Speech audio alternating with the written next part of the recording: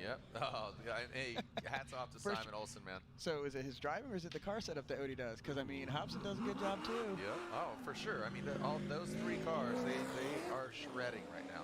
Look at this. All right, here we go. Simen Olsen getting all the analytics, the breakdown here.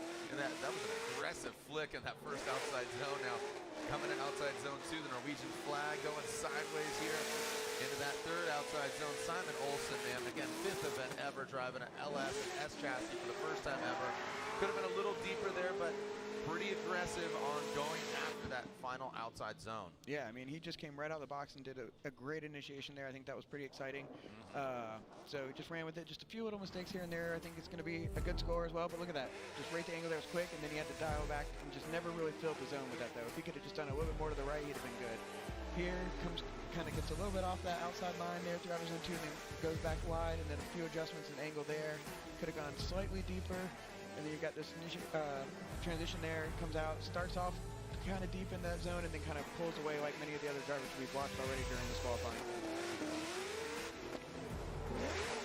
Right there, look at staying committed with on throttle, coming through, just needs to clean up a few things on his line, adjustments in angle, and I think he'll do good this event. So we'll see how he improves on Saturday during practice.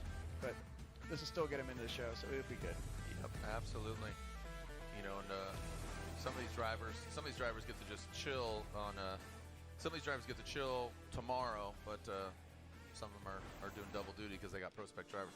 Here's the D-cell lights. What you're seeing, we debuted these at the beginning of the year. So here's the D-cell lights. Assistant fault for contact, using an accelerometer to measure G-force. It's not a throttle thing. It's actually, imagine like a pendulum inside the car. So negative G's, right? So break it down a little further.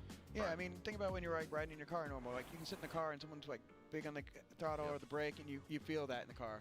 Kind of joke that sometimes you want to be a zero-G driver and you're coasting to a stop everywhere and you wouldn't really feel it. But this, when you're doing really aggressive stuff, it's going to trigger it as well. But for the most part, well, there you go, an 80, so not bad, 12th place.